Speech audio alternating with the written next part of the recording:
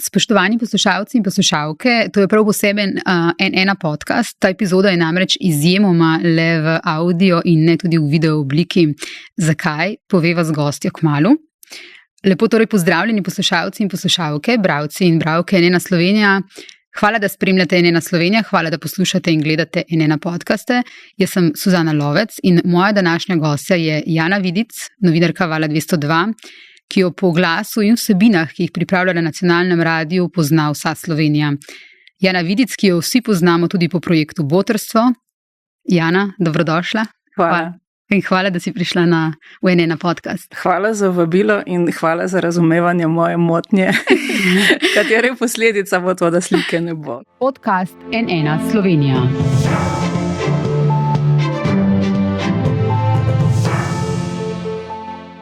Povejva ali pa pojasniva, zakaj smo brez slike, brez videa. Ti se v bistvu nikjer ne pojavljaš pred kamero, tudi pred fotografski aparat, ne veš. Jaz to vem, ker smo te takrat, ko sem še delala na televiziji, velikokrat prosili za sodelovanje in ti si vedno sodelovala, Jana, za kar sem ti hvaležna, vedno iz ozadja, s pogovori, z nasveti, svojimi opažanji, opozorili, a nikoli nisi želela pred kamero in tudi sicer vem, da se ne želiš fotografirati. Povej, zakaj sva danes brez. Celo na profilki Vala 202 meni. Ne, meni je, saj vem, ne, to je pač motnja, no. Meni se zdi, da prvič z ozadja lahko naredim dosti več, drugič je meni anonimnost sveta stvar, kar najbrž veste, kako je biti neanonimen, predvsem vi, ki ste pred kamerami, biti prepoznaven, stopiti v družbo in vsi vedo, kdo si, to ni zame. Jaz razumem, da imajo to ljudje radi, jaz tudi razumem sliko in z veseljem pogledam, ampak ne bi bilo jasno, res. Moram reči, da te jaz tukaj velikokrat razumem, da si tudi sama želim, da v bistvu te ljudje ne prepoznavajo po obrazu, ampak samo po tem, kaj delaš, po vsebini, tudi če po imenu, ampak da je vsebina tista, ki šteje. Ne? Tako da razumem jaz. In mogoče se mi zdi danes v bistvu na en način ful fajn, da sva brez slike. Tako da ne vem, mogoče pa... Ko boš velika, boš anonimna? Na radiju delala, sem hotela reči. Z veseljem. Pojdiva najprej k Botrstvu, Jana. Za tiste redke, ki ne vejo, ali pa tiste, ki so pozabili, ali pa vseeno, da obnoviva, kako Botrstvo funkcionira, kakšna je tu vloga Zveze prijateljev mladine Ljubljana Moste Polje, kakšna je vloga Vala 202, kakšna je tvoja vloga, kakšen je sistem darovanja? Mislim, to je zdaj v teh skoraj 12 letih nastala kompleksna stvar. Osnovna ideja je bila zelo preprosta. Ta projekt Botrstvo je obstajal že preden se je Val 202 priključil, mislim, da dobro leto in pol. Mi smo iskali nek projekt, kateremu bi lahko namenili sredstva, ki se zbirajo vsak ponedeljek, ko ljudje glasujejo za ime tedna in včasih se je glasovalo tudi za ime meseca. Mi tistih sredstev nikoli nismo zadržali. Najprej smo delali z različnimi društvi, ampak ker je to razmeroma malo denarja, smo rekli bolje, da morda eno. Po norem naključju je bil to ZPM Moste Polje. In takrat je bil projekt Botrstvo namenjen tistemu nečemu več, ne vem, igranju violine, dejavnosti, nečemu, kar pač starši ne morejo, za otroke bi bilo res fino, da so, mislim, da se lahko udeležijo. In tukaj vskoči Boter in pomaga z nekimi sredstvi, vmes je pa organizacija ZPM Moste Polje, ki poskrbi, da sta oba anonimna, kar se je meni zdelo zelo pomembno. No in tako smo mi začeli, jaz sem po naključju začela delati zgodbe, da sem bila samo jaz. Tudi po naključju, oziroma niti ne po naključju, bom razložila kasneje, sem bolj kot ne sama ostala v teh zgodbah. Kaj se je zgodilo, je to, mi smo začeli marca 2012, nekaj mesecev prej se je v temeljih spremenila socialna zakonodaja. Jaz sem bila prepričana, da nekaj vemo o socialnem sistemu, da nekaj vemo o šolskem sistemu, glede na to, da otroke imam, pa takrat so bili še mičkeni in so bili po šolah.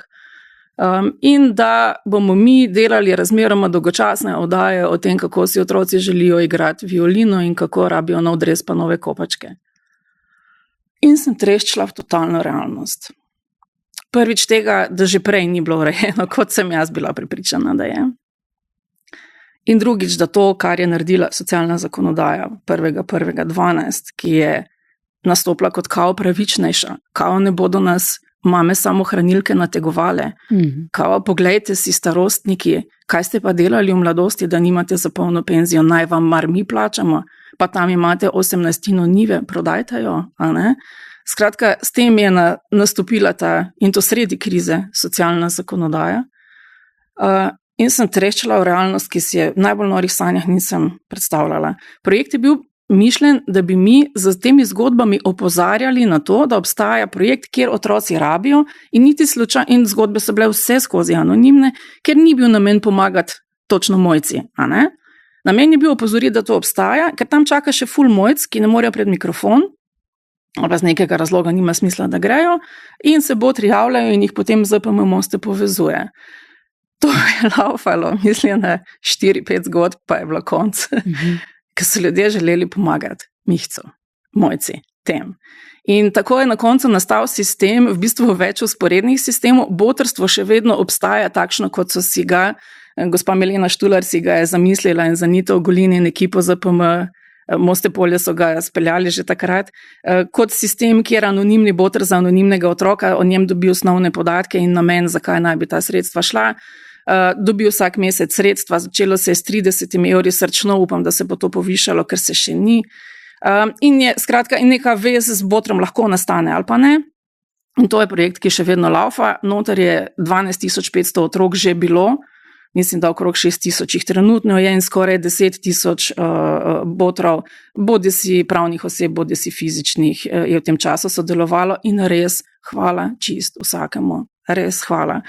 No, potem pa zgodba Vala, a ne? Mi smo prišli kot ponedeljkov opomnik, da tam obstaja nek program, zgodilo se je, da so ljudje hoteli pomagati zgodba, predvsem je pa ta večplastnost sistemskega uničevanja ljudi, jaz ne morem drugače reči, postala tako pereča, da smo mi najprej prvo leto delali res samo zgodbe. Tisto leto je botrstvo tudi tako zelo eksplodiralo, ker mislim, da se nam z mano vred vsem ni sanjalo, kaj se dogaja.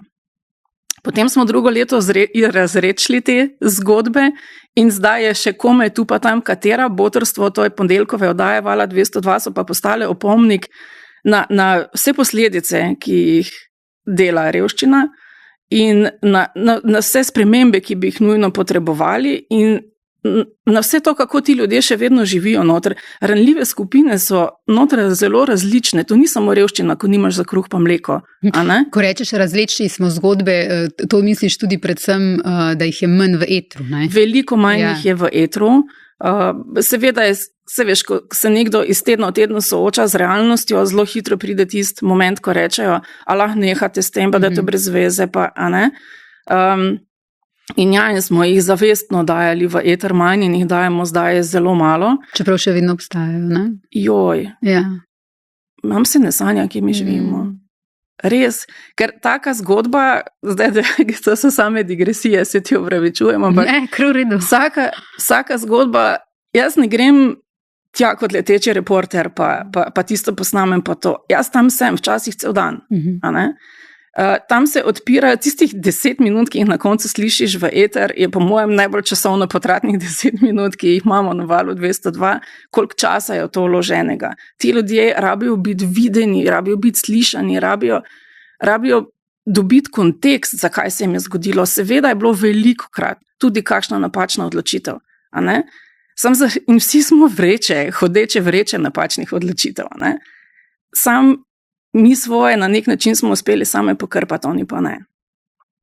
In to, ko potem moraš nekam po pomoč, to je večini ljudi bolj ponižujoča in težja stvar, kot je živeti v tisti revščini. In večina mojih sogovornikov, odraslih ljudi, ne bi nikoli šla po pomoč, ne bi imela otrok. Nikoli. In skratka, ko vidiš, ko sediš v njihovi dnevni sobi, ko razumeš razsežnosti, ko vidiš tudi ne sem tistih 5 minut, ko tam snemamo, ampak vse ostalo, kak je vplivalo, na kaj razmišljajo, koliko so otopeli ti otroci, kak nimajo več nobene samo podobe, nobenega upanja, nobenega smisla, nobenega česa, je to že ogromna življenjska lekcija, ogromna, res. To, kar ti vidiš na terenu, ali pa kar si videla v vseh teh letih, kar pripoveduješ tudi midve, če se kdaj dobiva tako službeno, na pol službeno, pa mi pripoveduješ o teh stvarih, se mi zdi tako neprecenljivo, nek uvid, ki ga država pogosto nima, pa bi ga absolutno morala imeti, ne? To, kaj kaj revščina v družini povzroči, ne? Kaj pri posamezniku povzroči. Kaj vse vidiš v bistvu? Ravno to, glej, kot sva rekli, vsi mi smo naredili napačne življenjske odločitve, nedvomno, a ne? In eni so jih delali serijsko. In jaz bi razumela, da bi na nek način hoteli odgovornost ljudi, ki so se nekaj narobe odločali, da bi jo želela tudi država, vsaj na način, da ne rešuje nekih res blazno zavoženih zasebnih projektov, ne vem, ni važno česa, a ne? Ampak, ko gre za otroke, oni so itak že žrtev staršev z napačnimi odločitvami, to mislim seveda v narekovajih žrtev, a ne? Oni so itak žrtev socialnega sloja, v katerega se jih je večina rodila, okolja, ki jih ne sprejema, vrstnikov, ki so neskončen detektor različnosti in ful kaznujejo zanje. A ne? In da sistem ne razume, koliko pomemben je, da vstopi v familijo, da otroku zunaj familije da neko šanso, neko spodbudo, nekaj, tega jaz pač do svoje smrti, kadarkoli bo prišla, ne morem razumeti. Ne morem. Obstajajo pa tukaj verjetno tudi kakšne dobre zgodbe, ne v vseh teh letih. Tu se pa raztopim. Kar povej. Ja, seveda obstajajo. Lej, noter je 10,000 ali 12,000 otrok bilo, morajo biti dobre, ne morajo biti vse uspešne. Ampak vsak tist evro je nekaj spremenil v tistem hipu.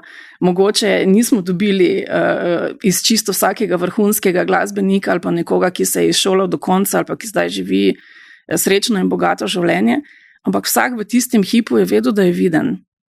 To je ful. To je res ful. Jaz ne vem, če ta nevidnost, če se zavedamo, koliko pomeni otrokom. A ne, sploh v tem hipu, ko moraš biti čisto vsako sekundo dneva, ne sem dovolj dober, najboljši, najlepši, najbolj viden, najbolj vse. A ne, kjer šola žal z ocenami zdeklasira otroke, ki jih ne zmorejo že tako, potem so tu družabno omrežje, potem je tu kup stvari. A ne. Tak, zelo težki časi so za otroke. No. Leta 2014 si na Metini listi na podcastu rekla, to, kar si prej rekla, ne, v to sem šla povsem nepripravljena, v smislu nekako tako, jaz si res nisem predstavljala, nisem si mislila, da imamo revne otroke, da je to tak problem.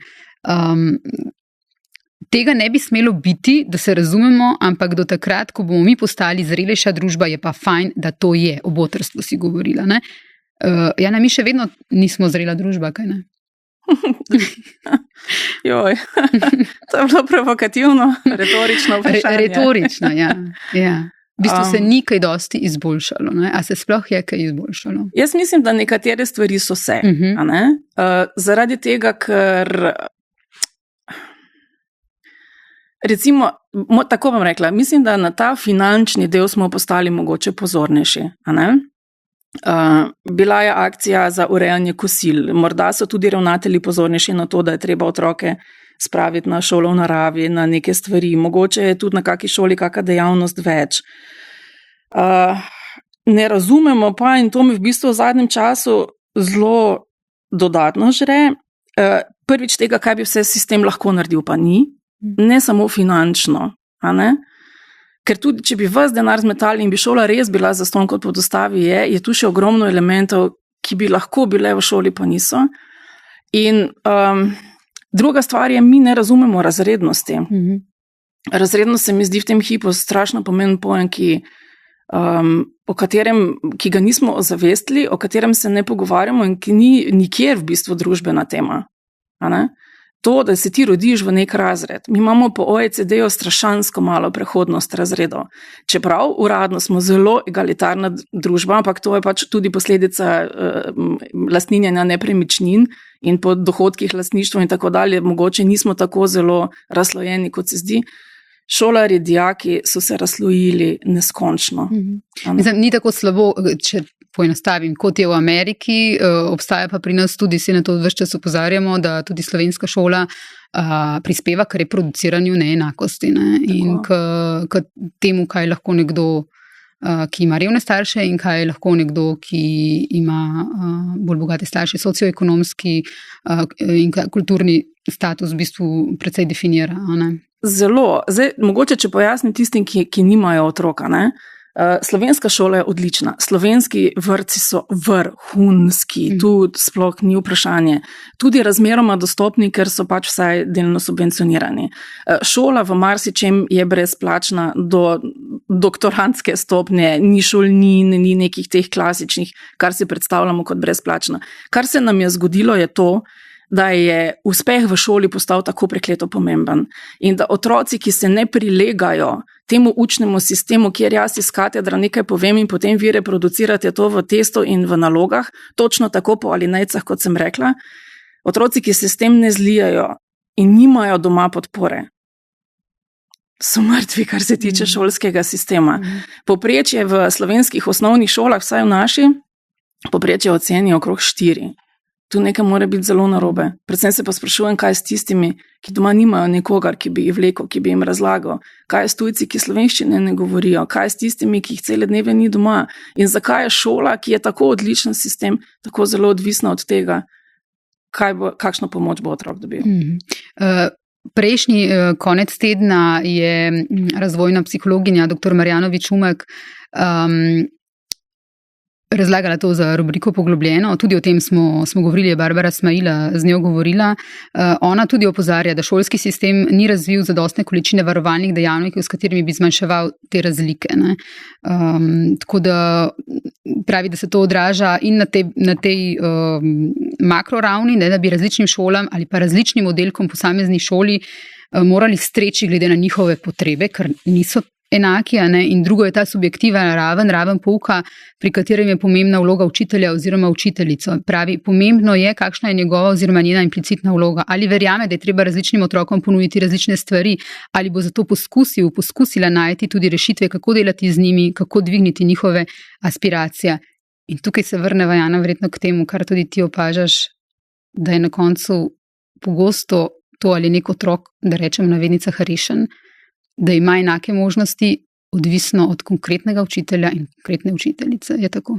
Od neke loterije vse življenjske. Ne? Zdaj, jaz zelo cenim učitelje. Jaz v sanjah ne bi mogla delati v šoli in jih res cenim in razumem. Pritiski so od vse posod, podplačanje so, premalo jih je. Ampak dejstvo je, da v šoli so otroci 8 ur. In če tam ne bo človeka, ki bo uzrl enega otroka, ki ima doma težave, ki ima kakršnekoli težave, tudi bogati otroci, lahko imajo zelo resne težave doma. Yeah. Pritisk na perfekcionizem, na ocene, na pričakovanja, to je lahko ubijalsko. In če tam ne bo nekoga, če sistem ne bo deloval kot varna mreža, ti otroci več nimajo sistema. Nikjer ni več nikogar, ki bi vlovil, ali pa po sreči morda neka soseda, neka teta, neki, ampak z njo ne bodo 8 ur. V šoli bi pa lahko vsaj poskusili del enega učenja na pamet zamenjati za ustvarjanje neke skupnosti, za ozrtost, za sprejemanje različnosti, za razumevanje, kaj se otrokom dogaja. Tak dober primer se mi je zdel, kako sistem funkcionira, vračanje po epidemiji. Strašanske besede, kako bomo mi počasi, kako vas mi razumemo, da ste bili pol leta otroci doma in tako dalje. 3 minute pa pol in se je začel stampedo za ocenami na koncu šolskega leta, čeprav je to bilo čez 1 mesec, noben ni vedel. Otroci so postali s težkimi travmami, mi ne vemo, kam smo jih zaprli. Mi imamo spolno zlorabljenih otrok, vsaj 1/5, nadlegovanih, ne vem kaj vse.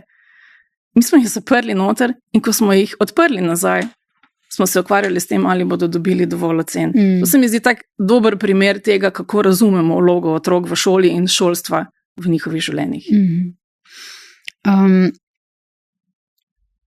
Ti pogosto opozarjaš tudi na to problematičnost države in sistema, v katerih mora revščina otrok reševati humanitarnost.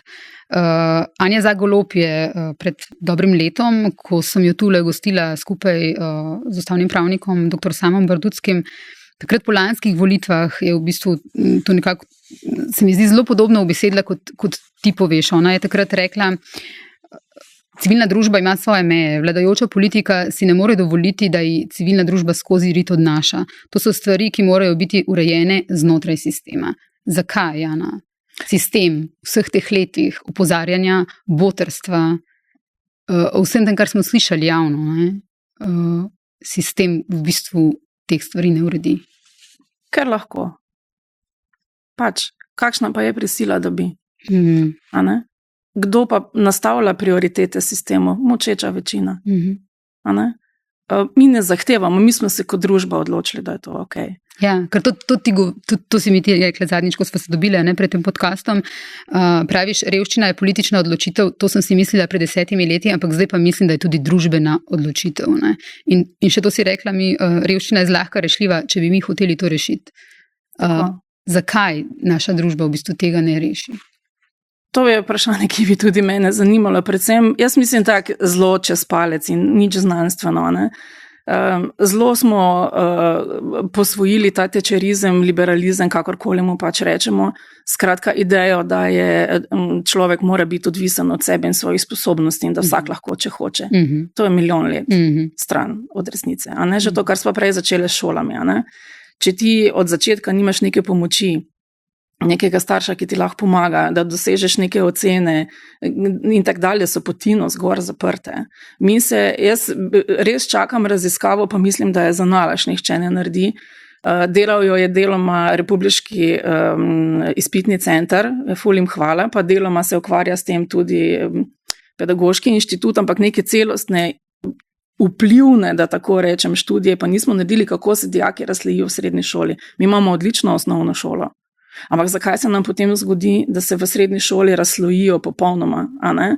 Da imaš na 3-letni srednji šoli najbolj poškodovane otroke priseljencev, otroke z učnimi težavami in tako dalje, čeprav so izjemno bistri.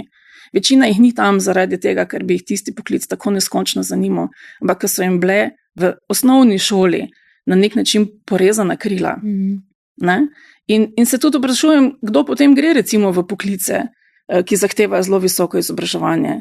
Ljudje, ki so zmogli nek neskončen perfekcionizem, avtomatizem in za vse poklice, ki jih bodo ti ljudje dosegli, medicina, specialna pedagogika in to ni morda najboljša popotnica, a ne? Pa vsaka čast vsakemu, ki konča, ampak ne. Ja, kot družba smo se odločili, da je to ok. Kot družba smo se recimo odločili, kar je mene zelo bolelo v debati o kosilu. A ne? Ta debata o kosilih je bila že zdavnaj prej, ko je meja bila postavljena že zelo nižje, a ne? In so v parlamentu celo ljudje, ki bi res morali kaj vedeti o tej temi, močno zagovarjali, a ne? Da v šoli ni lačnih otrok. A ne? Jaz pa sedim v dnevni sobi z otrokom, to mi je bil en tak res dober primer, sažetek vsega, kaj je narobe. Bila je familija, ki je komik, res komaj živela. Od bolezni do čisto vsega. Gospa je izgubila službo, ne vem, če bomo imeli potem kasneje še čas, kako je socialni sistem odvzel socialno pomoč, to bi moglo biti pač na Haaškem sodišču. Ti primeri, kaj je delalo takrat ministrstvo in seveda vse, kar spada zraven, se ni samo ministrstvo, ne? In potem seveda oni so bili čisto brez vsega. In on njemu ni mogla plačati kosila, ni bilo šanse in on ni bil upravičen do kosila. In ni bil upravičen tudi do šole v naravi. In tega mičkenega fantka so takrat, ko so sošolci šli na šolo v naravi, a ne, dali v drugi razred sedeti, da je še v drugem razredu so vsi vedeli, da on ni bil v šoli v naravi in da on nima kosila. In shranjeno imam izjavo. Sem rekel, kaj si pa potem delal tam, a ne? Ja, bil sem pri pouku, kaj pa med kosilo, sem tam rabil sedeti pa jih gledati, kako jejo. Kako morate ljudje to gledati? A ne? In velika debata, a ne? Kako kosila niso pojedena in kako ne vem, kako se mora to sistemsko urejati in ne vem, kaj se. Mislim, mi govorimo o kosilih, ki ga rabiš vsak dan. Če to mora biti sistemsko urejeno in vmes ne moremo dati neke pomoči državne sistematske, a ne? Potem prosim, naj vsi ne jejo. Moji prvi. A ne? Pa čakajmo na to sistemsko pomoč, če je tako zelo enostavno. A ne? In zakaj ne more biti to humanitarnim organizacijam prepuščeno, si vprašala. Humanitarne organizacije so super, za nekaj tisto več, za psihosocialno pomoč, ki je nedosegljiva, za neke pakete hrane, ki nekaj olajšajo plačilo nekih računov, ne vem, eni ljudje so res nizko funkcionalni in pomagajo do pohištva, ne vem, tu se strinjam, učna pomoč, vse super. Za te najbolj osnovne stvari, to, da nimajo otroci doma 7 mesecev izklopljene elektrike, kar je konkreten primer. Pa šola, ki jo je mama prosila za pomoč, da vlogo za botrstvo za punčko, ki 7 mesecev živi ob svečah. Mama je prosila, če bi lahko računalnik uporabljala, ker nimajo pač, ker so brez elektrike in brez vsega doma. In ravnateljica napiše vlogo za otroka za botrstvo in napiše, mama je že dolgo brezposelna in družina že veliko dolguje šoli za kosila.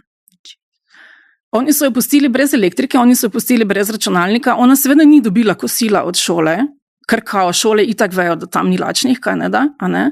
Ampak je vloga za botrstvo šla za to, da bi si šola poplačala dolgove. Z nja več kaj povedati vzravn. Res. Kdaj se je to zgodilo? Smo imeli zgodbo takrat o tem par let nazaj, a ne? Res ne posplošujem, ampak tako kot smo se prej pogovarjali, sistem mora sistemsko zajeti vse. Ti lahko nimaš kosila v šoli, če ga nočeš, ampak sistem mora vedeti, da bi ti lahko pripadal. Sistem mora imeti možnost in ljudi, ki jih lahko rečejo, glej, mogoče oni dohodkovno presegajo to, ampak mi vemo, da otroci doma imajo, ne vem, babico v domu pa ful plačujejo kredite, ni važno kaj, a lahko nahranimo tega otroka. To mora biti sistem, ne pa naključje. Če je botrstvo v 12 letih zbralo 12,000 otrok, prak revščine je pa tam med 40 in 50 tisoč otroci, kaj je bilo z vsemi ostalimi? Kaj je bilo z njimi? Kdo jim je pomagal? Do česa so prišli? Kiri njihovi talenti so zgubljeni? Kire frustracije so pridobljene? Mislim, mi to sebi delamo, razumete? Mi ne kaznujemo nesposobnih staršev, a ne? Pa otrok, ki so se po naključju tam rodili. Mi kaznujemo družbo, ti otroci bodo sošolci, sodelavci, partneri naših otrok. To bodo, kot so neštetokrat opozorili na fakulteti za šport in hvala lepa gospodu Starcu, ker je vztrajen pri tem.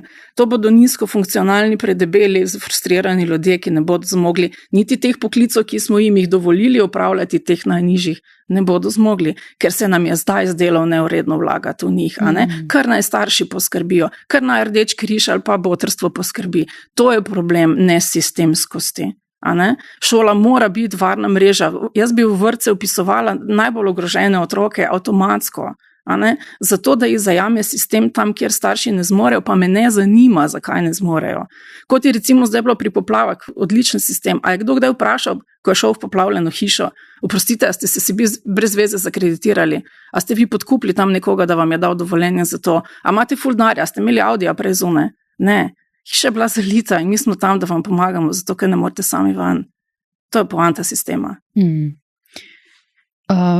Preko si omenila, da če se bomo pogovarjali tudi o tem, kdo je kriv ali pa kaj vse se je dogajalo, kdo je po tvojem mnenju v bistvu kriv, oziroma bom vprašala drugače, kaj so bile največje napake, ki jih je naša država naredila na tem področju, kar se tiče recimo revščine? Poleg molčeče večine, ki ne zahteva, ki daje to na rame staršev ali pa ljudi, ki so pač zabredli in ne razume tega problema oziroma pomena skupnosti, ki bi ga morala razumeti vsaj približna družba.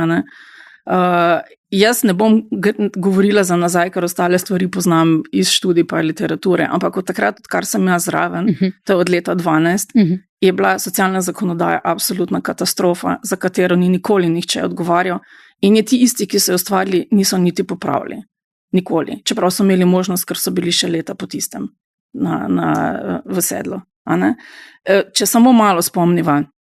Takrat se je zelo na hitro spremenilo to, da si ti socialno podporo več vrst oziroma socialne transfere lahko dobil samo, ko so te preverili iz 44 baz. Te baze na začetku niso vse delovale, odločbe so zamujale. Ko so odločbe prišle, so bili bistveno manjši zneski, kot so jih ljudje dobili prej. Zračunani na absolutno, sploh ne razumem kakim sistemu. Zgodilo se je, da se je pač država odločila, da če so prej nekaj mesecev po njeni krivdi dobivali previsoke zneske, ki jim po novem niso več upravičeni, da jim poračuna vse naenkrat. In so ljudje z 4-5 otroki, tisti z več otroki so bili najbolj prizadeti takrat, ostali popolnoma čist brez vsega, padli v izvržbe, kjer je znova država dovolila recimo sistem, da si dobil neko pomoč, zdaj seveda bistveno manjši in je banka si ni mogla iz tistega izplačati, oziroma nekaj časa je celo lahko, potem pa ni mogla izplačati, ni mogla vsega pokrasti ven iz tistega že nikakvega zneska, lahko si je pa obračunala stroške, ker je to poskušala. Tako so imeli ljudje za izvršbe, ki so prihajali izvršba na izvršbo, za izvršbo večje stroške, kot je bila sama položnica, ki je niso zmogli plačati. To so vse sistemske stvari. Starostniki, varstveni dodatek, zločin, to pač je zločin, mi je zelo žal. Takrat je sistem bil, če mogoče samo malo spomniva, iz socializma smo prinesli starostno pokojnino, popularno imenovano, ki je takrat bila na pokojninski blagajni in ni temeljila na vplačanih, ali pa je le deloma temeljila na vplačanih zneskih. In je bila na nek način solidarnostna pokojnina. Jaz razumem, da se je pokojninska blagajna želela tega očistiti, čist legit. Tiste pač zavarovalnica, ki deluje glede na vplačila. Ampak država, ko je te ljudi prenesla k sebi, jim je postavila take pogoje, da jih je večina zgrmela ven, tudi če bi pristali na vse pogoje, in niso več bili upravičeni do te pomoči. Potem se je pa še zgodilo to, da je našla nek zakon iz leta, mislim, da 74, po katerem ta pomoč v bistvu ni pomoč, ampak je posojilo. In ki ga bodo vračali dediči, ko bo tisti, ki ga je prejel, umrl. In ko je ta prvi primer prišel ven v javnost, je bilo jasno, da se je država že masovno vpisala v zemljiško knjigo na neke deleže, ki jih bodo morali poplačati. In takrat so se še tisti ljudje, ki so morebiti bili upravičeni do tistih fičingov, ki niso sploh bili za preživetje, da so se še tisti sami odrekli. Mi smo takrat, zdaj bom malo na pamet rekla, ampak mislim, da je bilo prej teh varstvenih dodatkov, kot se jim je kasneje reklo, okrog nekaj čez 50,000, padli smo pod 10,000. 40,000 ljudi smo porinili v nič. Porinili v to, kar je Boris Krabonja opozoril, eden od teh Don Kihotov, porinili smo jih na mačjo hrano. To je bilo dobesedno, ne? Dobesedno. Ja. Ko si Krabonjo omenila, moram omeniti tudi, ali pa če ti poveš, imaš en poseben odnos z Anito Ogulin in preko botrstva in tudi sicer, tudi z Nino Kozorog, drugo humanitarko iz Humanitarčka. Kaj ti recimo oni dve pomenita, pa kako vidiš, ocenjuješ njuno delo po vsem tem, recimo, kar ste skupaj delali? Zdaj, bistvena razlika, da najprej opozorim, jaz nisem humanitarni delavec. To, kar jaz delam na radiju, je moja služba. To, kar oni dve delata, je drug kozmos, je drugo vesolje in je nekaj, ker sem jaz makovo zrno poleg njih v vseh možnih ozirih te besede, res. Anita Ogulin je pač naravni čudež, ki se ne zgodi na vsako generacijo. Spoštovanje, ki jo imam do nje in do njenega dela, presega sploh karkoli primerljivega in kar se da v besedi, čeprav ne živimo od beseda. Ona je fenomen, način, na katerega gleda na revščino, na pomoč in tako dalje, presega čisto vse, kar delajo drugi humanitarci, tudi seveda v njeno škodo, ampak je hkrati ustvarila ekipo, ki revščino razume na način, kot jo jaz razumem. Tu sva se našle recimo tudi z Nino Kozorog, s katero nimamo niti približno tako intenzivne zveze, kot recimo za Nito, s katero res delamo 12 let. Z Nino sva se spoznale, ko smo si zelo želeli, da bi, tako kot smo posvojili botrstvo, posvojili tudi njihov projekt Vida, ki je res odlično funkcioniral. Žal se je začel tik pred korono in na način, kot smo si ga želeli speljati, nismo mogli, ampak te starostniki mene še vedno žulijo in žrejo in jaz upam, da bomo kdaj našli način, da ga najdemo. Kaj je nas povezalo, čeprav smo si noro različne osebnosti, in čeprav je, se pravim, zveza z Anito oziroma navezava z Anito neprimerljiva, je način, na katerega gledamo, kako je treba ljudem pomagati. In en temeljno vodilo, zakaj se mi gremo humanitarnost, kot rečeno jaz, ne kot prostovoljka. Zelo dosti ljudi je dobronamernih, ampak je v tem humanitarnem delu po mojih merilih, da se razumemo, iz napačnih vzgibov. Ali grejo tja, pa so neke svoje travme zdravijo, ali recimo pričakujejo hvaležnost. To je najbolj napačen kraj za pričakovanje hvaležnosti. Kar se meni zdi nam skupno v pogledu, ne pa v delu, je predvsem to, da razumemo, da delamo stvari zato, ker moramo, ker je prav. ker imamo to moč, ker imamo ta privilegij, da lahko govorimo v imenu. Jaz pač samo govorim o dveh sreči, še kaj delate. Da imamo privilegij govoriti v imenu tistih, ki niti ne znajo, niti ne zmorejo, ker to te podsuza, ta revščina, ta deprivilegiranost. Jaz mislim, da je revščina najbolj perfidna oblika nasilja, ki ga država izvaja nad svojimi državljani. Res. Nagrado za izstopajoče novinarske stvaritve Društva novinarjev si dobila v letu 2012. Včasih, takrat so zapisali, ko so medijske prve minute in naslovnice polne velikih zgodb o ukradenih milijonih in o bitkah elit, davek plačujejo najšibkejši, tisti, ki v javni sferi nimajo svojih lobistov. Botrstvo je po njeni, torej po tvoji zaslugi, prepričalo tudi največje skeptike in hrabrilo tudi najbolj obupane. Postalo je več kot projekt, postalo je gibanje tistih, ki jim ni vseeno. Komu pa, Jana, vse ni vseeno? Zagotovo ne tistim, ki to živijo, pa tistim empatičnim, ki to gledajo in skušajo pomagati. Večini žal je.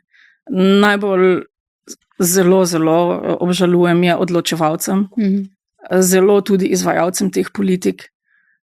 Jaz zelo cenim ljudi, ki se trudijo in izstopajo iz svojega poklica in so odlični. In to imamo med socialnimi delavci, med ravnatelji, med učitelji, med komarkoli, vzgojitelji. Vedno imaš izjemne posameznike in neko skupino, ki dela izjemno in odlično. Ampak recimo mene, kar je bila moja šola iz tistega časa, ki si ga zdaj omenila, ne? Ko so začeli prihajati prej omenjene odločbe, ki so seveda bile novost za vse, nikoli še na tak način nismo obračunavali socialnih transferjev po novem zakonu in tako dalje in tako dalje. Jaz sem naivna do konca pri vsaki zadevi, delala oddajo o tem, kaj je sistemsko narobe, da smo dobili ta produkt. Hodila na ministrstvo, polno kapo so me morali imeti.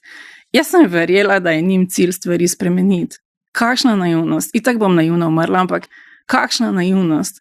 In potem smo mesece in mesece se pogovarjali o rešitvah in tako dalje, zato da so mi na koncu povedali, zakaj se kaj ne da. Energija, ki bi morala iti v popravljanje napak, ki jih je ustvaril sam sistem. To ni bila naravna nesreča kot tale zdaj. Mi smo to naravno nesrečo naredili sami. Mi smo jo dopustili, politika jo je ustvarila in nihče od ljudi, ki bi morali vedeti, kaj se bo zgodilo, se ni uprla in se ni upirala kasneje, ko smo že videli, kako v prepad vse skupaj drvi. Tiho so bili. In to, da si odločevalec, da veš, in jaz razumem po človeški plati, da na koncu narediš neko klep okrog sebe in zavedajoč se, koliko je težka stvar, kaj spremeniti, pač rečeš, ne da se. Človeško intimno pa ne razumem. Kot praviš, povsod so zelo dobri in povsod so tudi tisti, ki v bistvu iščejo, zakaj se nekaj ne da rešiti. Verjetno tudi na centrih socialno delo, ob tem, kar ti delaš, kar vidiš, teren in vse, doživiš isto, oboja, oba ta ekstrema. Kaj bi sicer rekla, da so glavne težave na centrih socialno delo trenutno? To govorim res čez palec, prosim, ne morem biti, ker centri imajo tako raznoliko delo, jaz poznam samo ta del, recimo z družinami, res jih ne bi obsojala za to. Ampak jaz mislim, da tudi če so prej delovali bolje in zagotovo se, kot rečeno, in izjemni posamezniki najbrž še sedaj, pa tudi srečujem jih. Predvsem to, da niso terenci. Pri ljudeh, pri katerih sem jaz tista prva leta res pogosto sedela in bila z njimi in to, večina njih ni nikoli mislim, k njim nikoli ni prišel socialni delavec na dom, nikoli se niso srečali zunaj centra za socialno delo, kar je ful pomembno, ker je socialni delavec v centru za socialno delo, kako ne rečem, tudi če noče, je z pozicije moči. On odloča o tem, ali bo nekdo dobil pomoč in kakšno pomoč bo dobil. Po drugi strani je pa ta socialna zakonodaja, ki sem jo prej omenila iz leta 2012, tudi najboljšim zavezala roke. Oni so postali strežniki za računalniški sistem, ki je izračunaval pomoč. In so bili degradirani v svojem strokovnem delu, v svojih odločitev, v vsem, na to, da so stregli, ali bo kjera baza podatkov delala ali ne. Starostnike sem že prej omenila, pa sva šla potem, sva naredila digresijo. Pa uspešne zgodbe se tudi še morava vrniti. Tako, prosim, zapisala si bom, da tole ne pozabiva. Starostnikoma, velik del teh ljudi ki so v Sloveniji revni, pa ne recimo postrežem z eno številko, to je novica iz februarja letos, stopnja tveganja revščina je bila lani 12,1% in se je v primerjavi z letom prej zvišala za 0,4 odstotne točke. Z dohodkom nižjim od praga tveganja revščine je živelo približno 251,000 prebivalcev Slovenije oziroma 8,000 več kot leto prej, je sporočil Državni statistični urad. Ampak med temi revnimi je zelo veliko tudi starostnikov. Ta teden zaradi zgodbe o nasilju, enem dokumentiranem dogodku, se veliko pogovarjamo o nasilju in našem odnosu do starostnikov. Tudi tukaj verjetno imaš neka opažanja iz svojega dela in vem, da si zelo kritična. Kako se kot družba, Slovenija, država obnašamo do starostnikov? To zdaj ni moje ožje področje, je pa področje, ki me ne da miru. Ne znam podatkov na pamet, vem pa, da je med starostniki, ki si jih omenila, daleč najrevnejša ženska populacija od 70. ali 75. leta naprej, kjer je četrtina živi pod pragom revščine. Ne? Kar ni naključje, ker njihovih enako starih moških ni toliko. Zakaj? Zato, ker so zgodovinske posledice. Te ženske niso mogle v službo vse povsod. Te ženske niso imele kam dati otrok, niso kam imele dati svojih takrat starostnikov. One so prispevale v družbo z neplačanim delom, ki ga je bilo ogromno in ki nikamer ne šteje, itak ne fizično, oziroma da bi jim upoštevali, preračunali neko fiktivno sredstvo, ki so ga one dale družbi. Še manj pa, da bi jim na nek način to plačali. In te ženske so izjemno ranljiv, ampak tudi sicer, zatem, ko mi že več kot 20 let, to bila recimo, to je taka ena zanimivost, ko sem z Maribora prišla v Ljubljano v službo leta 2000, sem skakala po ministrstvu za delo glede zakona o dolgotrajni oskrbi, ki se meni zdi izjemno pomemben, ker preko nekih mehanizmov lahko reši ogromno teh odvisnosti, zaradi katerih so starejši tudi nasilju prepuščeni, ne samo revščini. In takrat se spomnim enega gospoda, ki je rekel, gospa Vidic, lejte, toliko, pa je tak s prstom pokazal, toliko manjka. Torej, tako rekoč, sem še lektorira, da damo zakon, pa je to, pa bo pol stvari rešenih. Gospoda že zdavne ni več, ne da ne lektoriramo tistega. Mi nismo blizu, sej lahko sprejmemo, ampak razumete, to ne more zaživeti. Mi več nimamo osebja, mi nimamo sredstev, mi nimamo družbenega konsenza, da bomo to speljali. Ja, želimo si, ker se pač vsi staramo in pričakujemo neko rešitev, ampak mi v resnici tega nismo dali med prioritete, da bi bilo realno izvedljivo za te ljudi, ki bodo to šele potrebovali, kaj šele za tele, ki so. Čeprav recimo pilotni projekti, ki sem jih spremljala nadaljavo, so se zelo dobro obnesli. To, da ljudje so res lahko ostajali doma, seveda ne potem, ko je bila neka blazna nega, ampak sistem bi lahko deloval, če bi se mi kot družba odločili, da je nam to pomembno. In ta stavek lahko uporabim za skoraj vse, kar delam. Če bi se mi kot družba odločili, se ne bi razslojili otroci, ne bi razrednost tako močno vplivala, bi imeli otroci stanovanja, ko bodo odrasli, kamorkoli dam, če bi se ker denar ni vprašanje, verjemite mi, ni vprašanje. Prioritete pa so. In to, da je recimo po podatkih Mladine, zelo jim hvala za ta članek, mislim, da ga je novinar Mekina napisal in našel podatek, da je v zadnjih 30 letih se zgodilo to, da je 1% ljudi pridobil, mislim, da 23% premoženja. To je načeloma, ne vse ne posplošujem, ampak načeloma posesano iz javnih financ zelo velik del, iz propadlih tovarn vsega. In tam, kjer so se bojci igrali, recimo neko privatizacijo, ki ni uspela, bodo to plačali moji vnuki. Tam, kjer je uspela, iz različnih razlogov, mnogokrat povsem legalnih, da se razumemo, in ker je zakonodaja omogočala nekatere stvari, so posesali četrtino družbenega premoženja, tistega istega, ki so ga gospe, ki jim zdaj očitamo, da si niso zaslužile za penzijo, ker niso bile dovolj let v službi, ker niso na svetu imele kam iti v službo, ustvarile.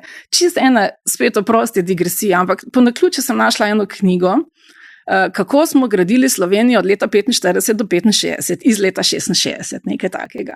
In noter je zelo natančno popisano, imam jo ko svetinjo doma, zelo natančno popisano, kako smo mi fizično tudi gradili to Slovenijo, ne samo to. Pustimo, da so bili vsi kulturni domovi in vse, kar imamo zdaj omembe vrednega, zgrajeni do osamosvojitve. Vsi Cankarjevi domi, klinični centri, vse, kar imamo, je bilo zgrajeno v ječi narodov, ki je umrla bistveno manj zadolžena, kot smo mi zdaj, a ne? In je vendarle uspela po vojni iz nikakve prejšnje države vse to zgraditi. Ampak podatek, ki je meni bil zanimiv, je to, kaj rečeš, koliko se je vsako leto zgradilo stanovanj? Ne vem. 6,000. Vsako leto. Od vojne naprej. Vsako leto. In so se razdelila ljudem. 6,000. Z nikakvimi bagri, z nikakvimi stroji, z nikakvimi materijali.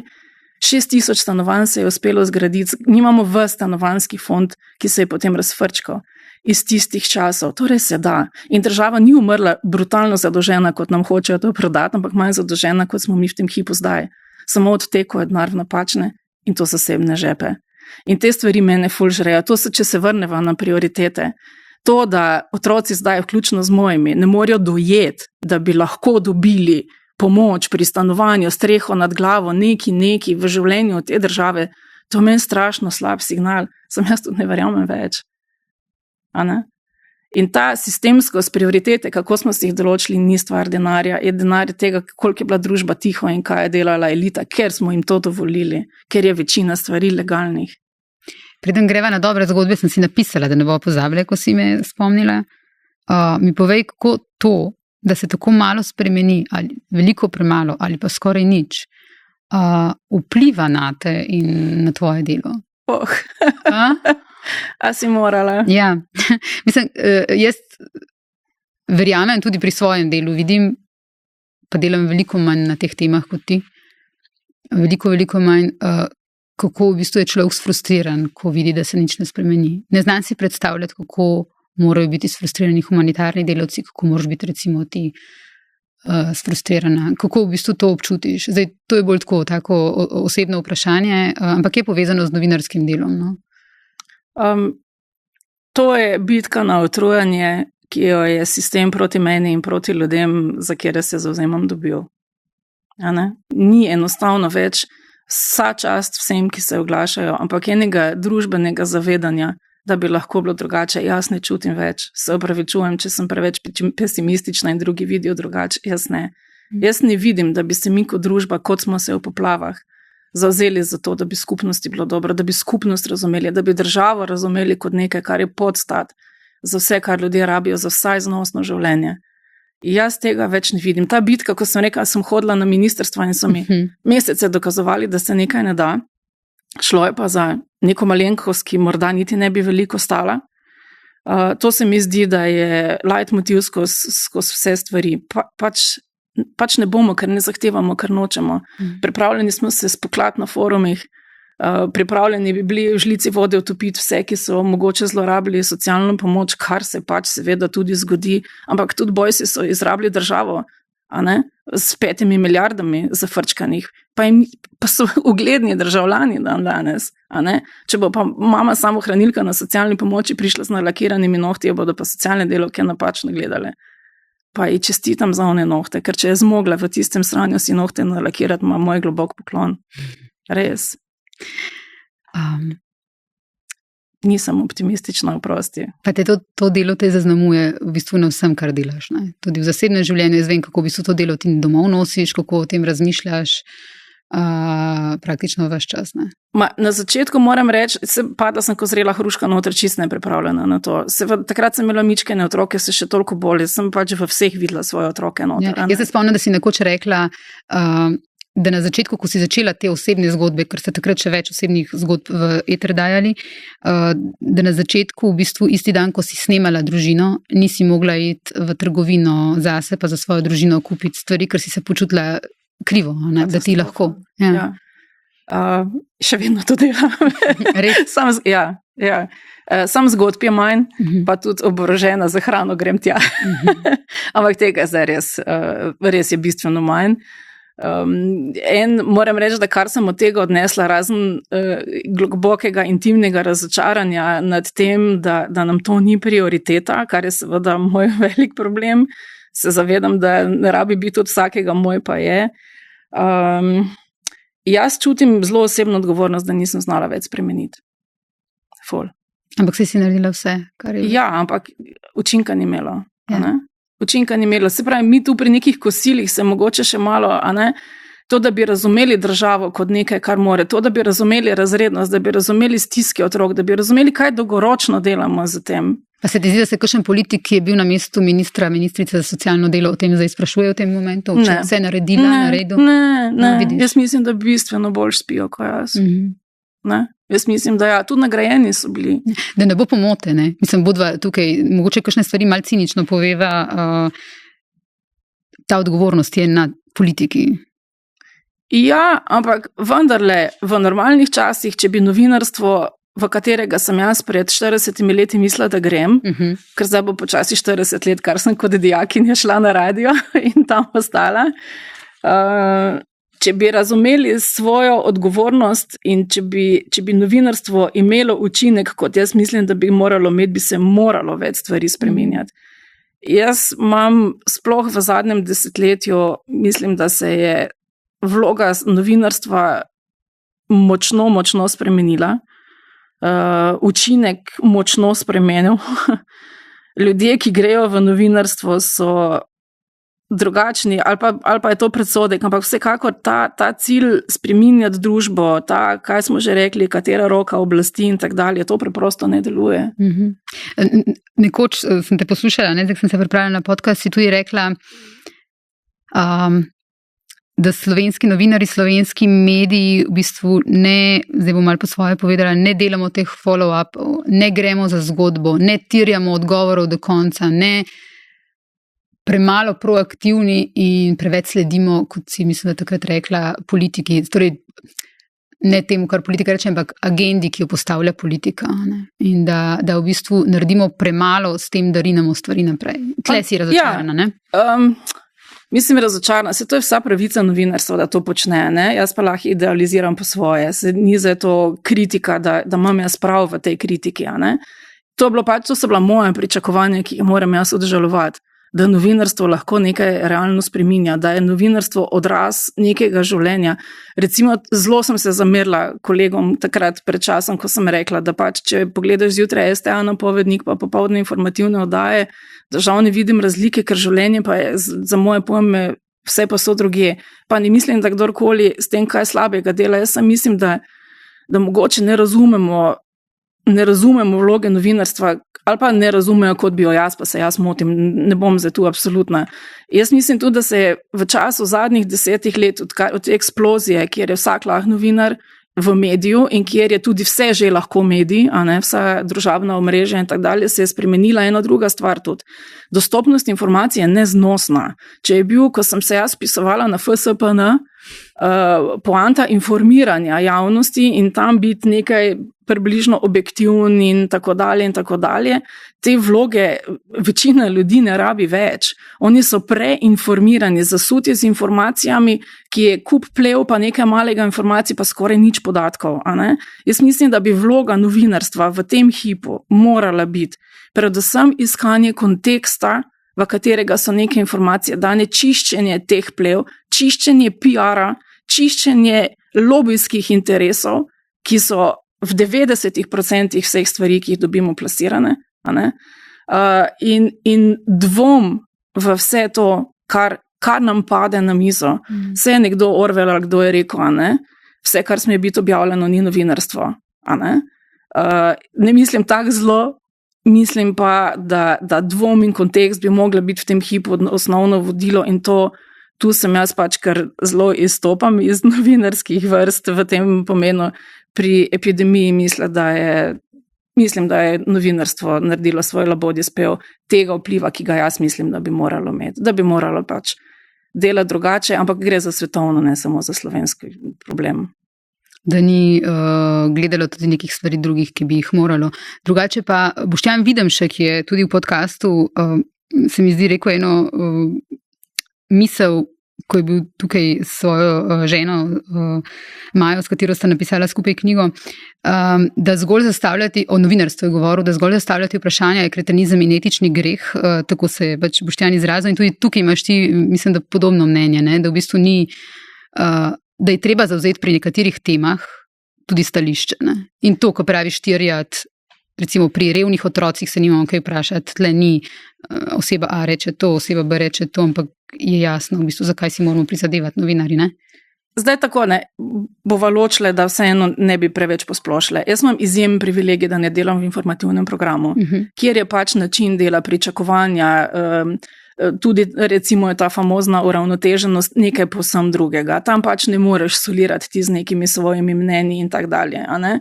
Ampak v nekaterih temah, ki so družbeno pomembni, ki morajo sooblikovati družbo, pač ne more nekdo, ki je pokradel to družbo do konca, dobiti enake pravice do stališča, kot dobi Anita Ogulin, ki za njimi pospravlja.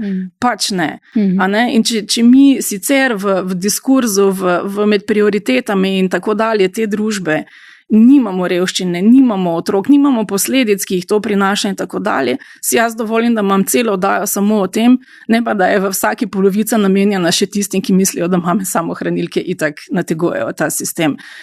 To je velik privilegij, ki ga imam na Valu 202 in se ga zelo zavedam in tudi hvala vsem urednikom do zdaj, ki so mi ga dovolili. Če bi tam šli z lekarniško tehtnico tehtati, seveda ni neke enakovredne objektivnosti iz obeh strani, mislim pa, da so ene stvari morda tako vztrajno samo pri nas in da je to ena dragocenost našega programa. Da ne bova pozabila zdaj, torej dobre zgodbe. Kar povej. No, tu mi greva malo na smeh. Ja. Seveda, a ne, ob tem, da bom zafrustrirana šla z tega poklica, kadarkoli bo, da bom osebno odgovornost čutila mnogo večjo kot bivši predsednik, ki je dajal jabolka navdiha ljudem, ki so popravljali za njim to, kar je kot predsednik vlade naredil. On spi najbrž vrhunsko, vsekakor boljš kot jaz. Absolutno. Skratka, te odgovornosti se ne bom znebila nikoli. Samo spraševanja, ali bi lahko več, ali bi morali, ali bi na drugačen način dosegla več, ali kaj na svetu bi se dalo narediti, da prepričam ljudi, da so to ne samo pomembne teme, ampak da so pomembne družbene odločitve. Vse, kot vidiš, jaz se ne kažem v javnosti in meni res iskreno dol visi za kakršnokoli to zadevno prepoznavnost. Jaz bi sem rada, da se stvari spremenijo. Jaz bi sem rada, da Anita Ogulin lahko dela, da se lahko vrnemo k tistim violinam, pa k tistem, kar je res presežek. Čeprav tudi to zgubljamo. Če smem še eno digresijico. Izjemna je knjiga Dijane Matkovič, Zakaj ne pišem. Ker mislim, da je to najbolj botrska knjiga, kar smo jih dobili, recimo pri nas. Jaz bi rada veliko brala, v resnici pa ne berem toliko, kot bi rada. Ampak ona je tam noter to razrednost, čeprav kot iz priseljenske družine, opredelila predvsem razrednost. Ona je imela to, kar smo se pogovarjali, loterijsko srečo, čemur bi tudi bilo vredno nameniti še minutko ali dve, loterijsko srečo, da je v času, ko je odraščala v familiji, ki je bila relativno nizko, predvsem razredno zelo nizko, imela učitelja, ki jo je spodbujal pri enih stvareh. Ampak kaj je ona rekla? Po tistem vsem, ko je vas peko dala, če sem se iz njega zvlekla zdaj kot pisateljica. Mislim, da je bil knjižničar. Pa mislim, da celo razrednik, ker... Ja, ampak ni važno. Skratka, učitelj, knjižničar, kakorkoli. Izjemen gospod, slučajno tudi učitelj mojega moža. A je res? Res. In hočem reči, ona je zdaj pri svoji polni starosti, ko jo v Berlinu vidimo kot avtorico morebitnega scenarija za film in skratka, ko je uspelo, je vendarle opozorila na nekaj. Meni je lahko uspelo samo na literarnem področju. Če bi želela uspeti v baletu, v plesu, v glasbi, kjerkoli, če bi moj talent bil nekaj drugega kot to, sem jaz dead meat. Ker za tisto je treba otroka vpisati v 6. letu ali pa v 7. letu. Treniranje športa, oprostite, pri 14 letih, kjer bi se v resnici morali neke športne dejavnosti začeti, je večina otrok že izpadla iz tega, da je zanima kakšen klub, da bi ga vzel zase. Mi nimamo TVD Partizana kot v grdem socializmu, kjer bi otroci lahko malo telovadili, pa se razgibali, pa šli na neobvezen basket. Mi imamo celo strukturo klubov, ki žal morajo preživeti, žal na račun tega, da so uspešni na tekmovanjih in tako otroci iz šol pridejo v klub, kjer znova še malo tekmujejo, ker v šoli so pa delali kaj drugega 8 ur kot tekmovali. Ampak hočem reči, da mi izgubljamo talente in izgubljamo kup nekih stvari zaradi razrednosti, ki je ne razumemo in zaradi sistema, ki je ne podpira. In ja, Diana je to ful dobro obesedla. Če bi ona bila baletka, mi za njo nikoli ne bi vedeli. Lahko je bila samo nekaj, kar je lahko naredila doma na računalniku, bila sama sabo in imela srečo, da se je izborila in sfajtala v svoji zreli pisateljski dobi, da je to tudi šlo.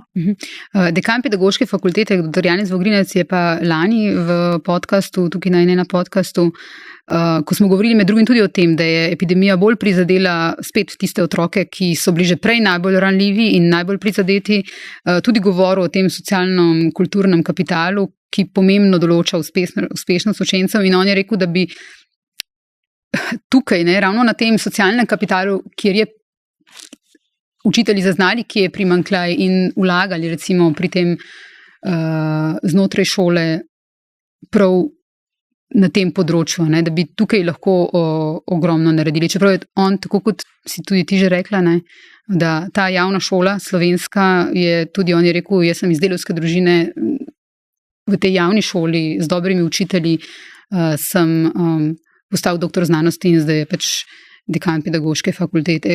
Je pa on tudi opozoril točno na to, kar ti opozarjaš. Ampak oprosti, če se na digresijo spet. Pred leti je delal Republiški izpitni center eno raziskavo, ne vem, če ne celo pollegalno, o tem, kakšna je razlika med bruto prihodkom staršev, otrok, ki so v neki 3-letnem programu in staršev otrok, ki so v povprečni gimnaziji, ne elitni, povprečni gimnaziji. Pred mnogimi leti je bila razlika v dohodku te družine 18,000 evrov. Mi smo se to zadevno razslovili. Poleg tega se nam je šola močno preselila domov. Če bi ti isti otroci, kot je bil gospod dekan zdaj. V naši generaciji, ja? Naši ali pa v moji, ki sem še starejša od vas. Takrat smo si med sabo pomagali, takrat šola niti ni bila tako usodna reč, in se je večina stvari dogajala med nami z nekimi pouki, ki smo si jih sami delali, šolo z vsemi stvarmi, ki smo jih popoldne skupaj sami delali.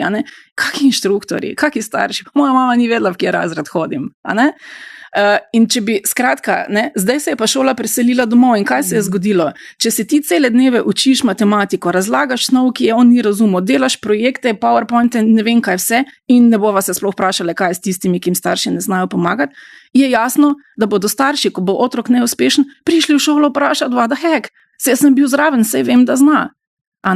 In hkrati tisti, ki ne znajo, odpadejo vse povsod, njih ne pošljajo na neko tekmovanje, da bi si vsaj dvignili mičke na samozavest. Oni niso na literarnih, na onem, nikjer, ker imajo primanjkljaj, ki ga je šola naprtla staršem, da ga skuša popraviti. In ta šola, ki se je preselila domov, je strašno velika tragedija in ima zelo veliko razsežnosti. Ne samo to, da moramo starši PowerPointe doma delati.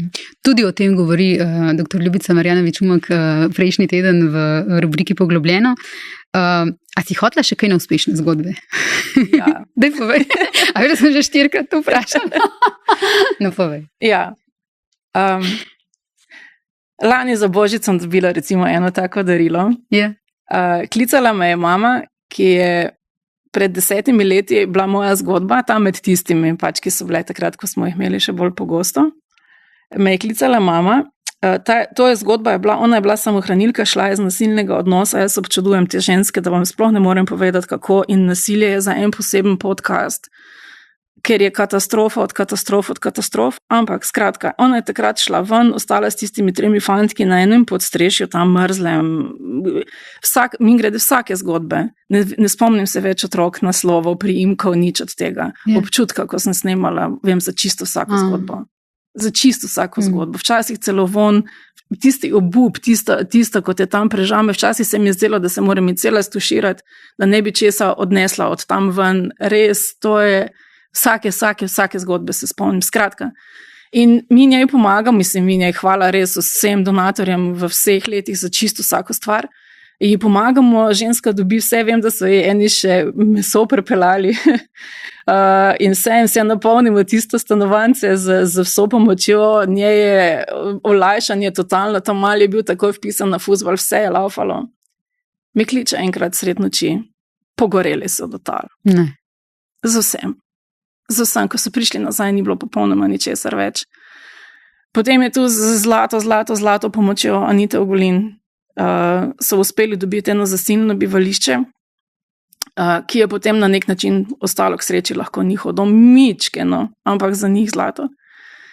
In potem seveda, ko je tisti denar porabljen, ker mi spremljamo res porabo, jaz osebno spremljam porabo za vsako zgodbo, dokler denar ni porabljen, je pa dejstvo, da jaz nisem zelo prijeten obisk in da če ljudje kasneje nočejo imeti neposrednega stika z mano, jih jaz nikoli več sama ne kličem. Na voljo sem jim vedno, ampak če oni ne kličejo, jih jaz ne morim, kako ste, ne.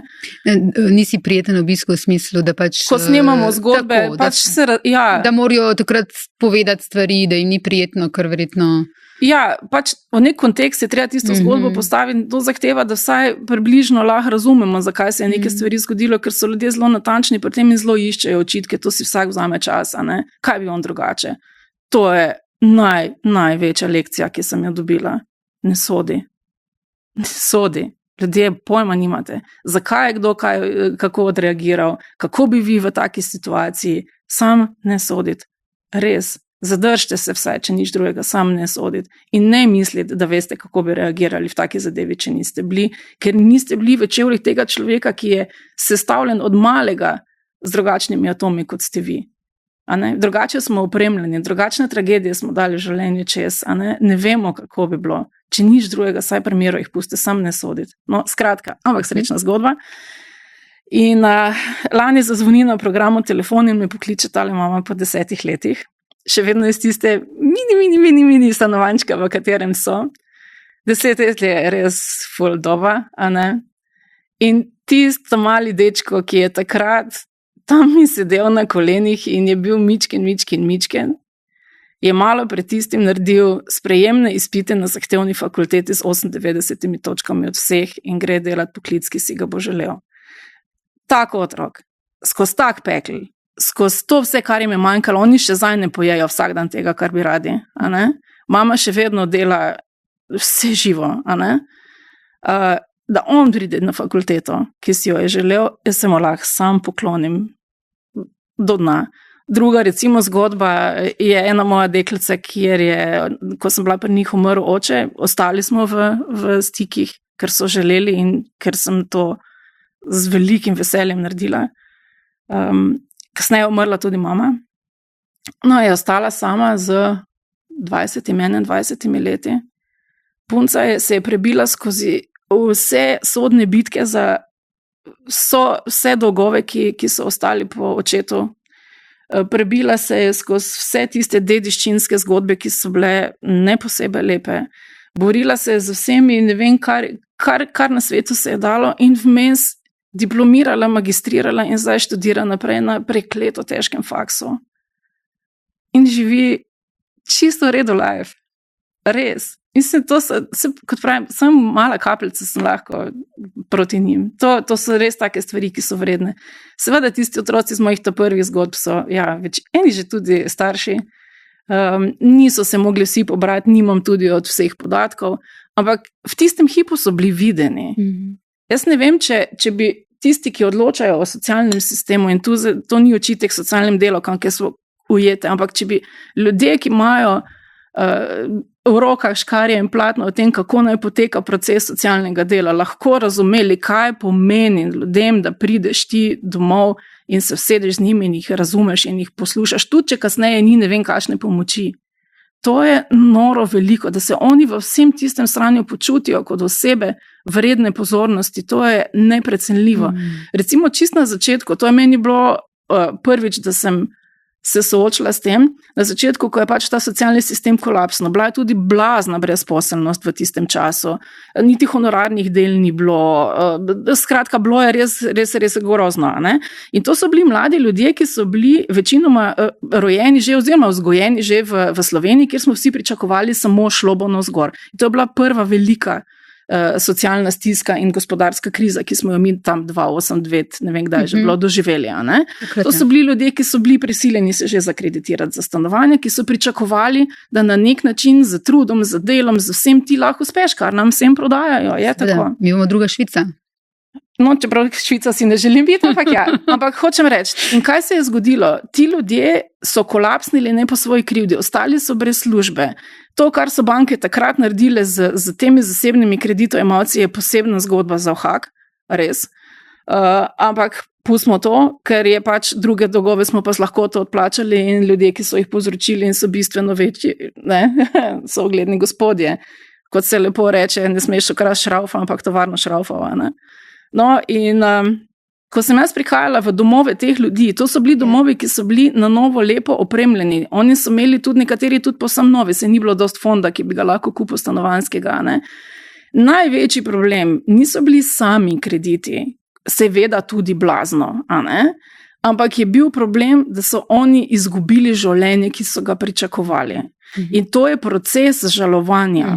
In ko so prišli na Center za socialno delo, so naivno kot jaz, takrat, ko sem se začela s tem ukvarjati, mislili, da sistem razume, da če je taka kriza vse povsod, da zna odreagirati in jim pomagati, samo da ne potovnejo, vsaj ne nekaj blaznega, ne bo jim odplačal kredite, da vsaj nek moratorij, vsaj nekaj naredi, kar smo mi grede kasneje pri botrstvu potem delali skupaj z roko v roki s pravno pomočjo in pisali manifeste, kaj bi ljudem zelo pomagalo, samo da ne potonejo.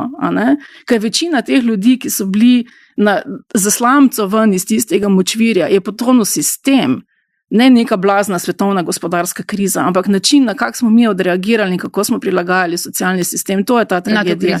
Tako, in ti ljudje so bili v fazi žalovanja za življenjem, ki ga niso mogli živeti, za pričakovanje, ki so jih obljubili svojim otrokom, za razočaranjem nad sabo, ker so sami sebe krivili, da nečesa niso zmogli. To so strašne travme, to je podobno žalovanju za človekom, ki ga zgubiš. In če takrat socialna delavka ne more priti domov in takrat več ni imela nobenega vzvoda, pač pa celo tam na centru moči, v Centru za socialno delo reče, nimate tega, zakaj ste se zakreditirali, prodajte tole, dajte tisto in tak dalje. To so res udarci in večina ljudi takrat je zgubila kakršnokoli upanje, da je treba iti po pomoč in jih je ogromno bilo. In to bi res rekla, več ljudi sem srečala, ki pomoči niso imeli kot tistih, ki so jo zlorabljali, kar se vsekakor vedno zgodi. Več ljudi, njim je tako nerodno, še zdaj je vedno se to najbrž vsi humanitarci povejo, pa zakaj meni se je še ful ljudi, ki živijo slabše. Točno to so mi, ko sem imela predstavnike humanitarnih organizacij zdaj po poplavah in so rekli, da mnogi rečejo, ne dajte nekomu drugmu, vsej meni ne gre tako slabo, čeprav oni vejo, da gre recimo temu gospodu, da je v prvi vrsti za pomoč. Ampak razumete, jaz ne vem, če ljudje se zavedajo tega, mi imamo še vedno ljudi, ki ne jejo doma. Mi imamo še vedno ljudi, ni dolgo sem se pogovarjala z mamo, ki je po vseh varnih hišah in po vsem zdaj trenutno z 2 otrokoma, eden je avtist, drug ima hude res, on mislim, da je za zmeraj zaznamovan za življenje, ki so ga pač živeli v nasilju. In ima veliko težav. Ona zdaj dela tam za minimalca nekje v neki fabriki, v skladišču, nekaj takega in denar dela tam zaradi tega, težka fizična dela zaradi tega, ker dobi denar od malce tudi izplačan. In ona ne je v službi, ne je doma, ob težkem fizičnem delu. Ali pa je tiste neke ostanke, ali pa je nekaj bele makarone z ne vem, nečim. Da ne rečem mačjo hrano, ker bi si tukaj, tu bi pretiravala, jejo pa jo z marmelado. Sadja, zelenjava, pazite, dajte, lepo vas prosim, ljudje komi živijo. Res je ogromno revščine, res je ogromno, te številke, te tveganja revščine ne pomenijo realne slike. Prvič, ker zajamejo med revne tudi ljudi, ki mogoče živijo v družinah ali pa v nekem socialnem okolju, imajo svoje, kmetije in tako dalje in zmorejo preživeti.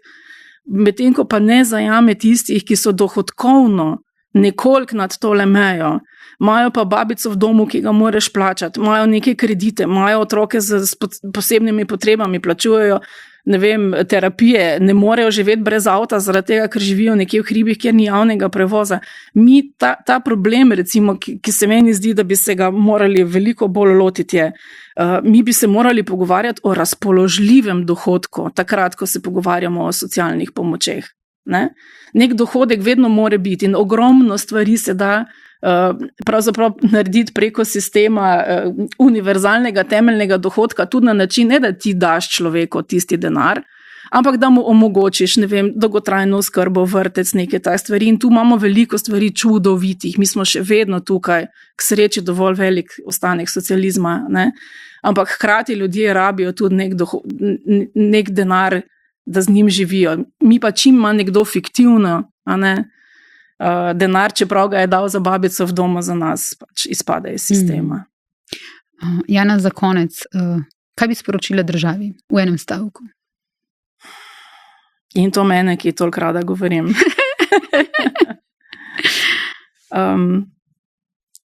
Jaz bi rada, da odločevalci vseh vrst ne nosijo posledice, ker sploh ne vem, če kaj takega znajo, ampak da bi osebno na nek način, pa to res ni škodoželjno, da bi čutili, razumeli in morali živeti posledice sistema, ki ga ustvarjajo. Okay. Ker, a ne, ko govorimo o dolgotrajni oskrbi, odločevalci bodo za svoje starše lahko poskrbeli.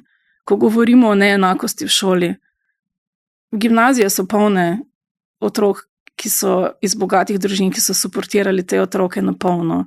Za poprečno oceno 4 se v Ljubljani več ne moreš pisati na gimnazijo. 4 je super ocena. Ne?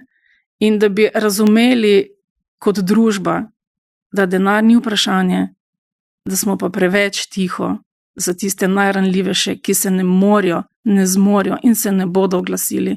In da je naša dolžnost, da se mi oglašamo namesto njih. Zato, da te zgodbe, ki mene zdaj še malo po koncu držijo, postanejo sistemska rešitev, ne pa tu pa tam kakšen cukrček, ki je slučajno uspel. Saj nikoli ne bodo vsi uspeli, ampak da vsi vsaj možnost dobijo, da so videni, da niso pozabljeni, da niso v začetku izločeni. To se mi zdi, da bi bil kar velik dosežek družbe na koncu moje poti. In ti si, Jana, videti glas teh ljudi. Hvala ti, da si bila danes moja gostja. Hvala, da si prišla. Dolgo sva se pogovarjali, ampak sem ful vesela, da sva se končno dogovorili. Zelo z velikim veseljem, tudi še kdaj iz ozadja, če je treba. Predvsem bi pa nekaj rekla, bliža se 500. oddaja. Sicer zdaj to ni čisto točna cifra, ker botrstva na valu 202. Ljudje, ki nam verjamejo, bi se jim res zahvalila. Zbranih je bilo že blizu 30 milijonov evrov za otroke samo preko botrstva. Botrstvo je zraslo vmes v en razvejan sistem pomoči, ki je teh 30 evrov na mesec v bistvu samo vstopna točka in do počitnic, in do učne pomoči, psihosocialne pomoči. Dijaški sklad je ena izjemno pomembna, spet sistemska napaka, ki je ministrstvo ni hotelo popraviti do zdaj, ampak ga zdaj ne bomo odpirali, ampak vsega tega, jaz bi bila brezvezno blebetalo, če ne bi tukaj nam verjeli in pomagali ljudje z vsakim paketom, z vsako donacijo, z vsakim vsem, z vsako donacijo, ki gre preko vala za zgodbe, vidim in vem, kam gre, in jim hvala za zaupanje in hvala, da so zvesti. In čisto za konec sam še povem, še ena taka tipična zadeva, kdo pomaga. Vse sorte ljudje, vse sorte. Ampak zelo veliko krat se zgodi, ker vidim, ko gledam te prilive, ki prihajajo na nek račun. Včasih je bilo tudi po 2 evra nakazila. Spomnim se enkrat pred novim letom je klicala v studio gospa oziroma v pisarno moja gospa. In je rekla, veste, jaz vas moram nekaj vprašati, ne me narobe razumeti. Jaz bi za tole družino zdajle, jaz bi poslala en SMS 5 evrov. Ampak Allah vi meni obljubite, da se mi bo to obračunalo šele drugo leto, v naslednjem mesecu. Ker veste, jaz imam toliko preračunano, da če meni zdaj teh 5 evrov pride, bo šlo vse narobe. Skratka, to kar sem tudi govorila zadnjič s humanitarnimi organizacijami, veliko krat darujejo tisti, ki tudi sami komaj kaj imajo. Zato je pa država narejena za to, da pobere tam, kjer je veliko, kjer je presežno, predvsem pa tam, kjer je bilo vzeto iz javnega dobrega, tudi če legalno. Temu se pa reče davki. Hvala lepa, Jana, še enkrat. Z veseljem.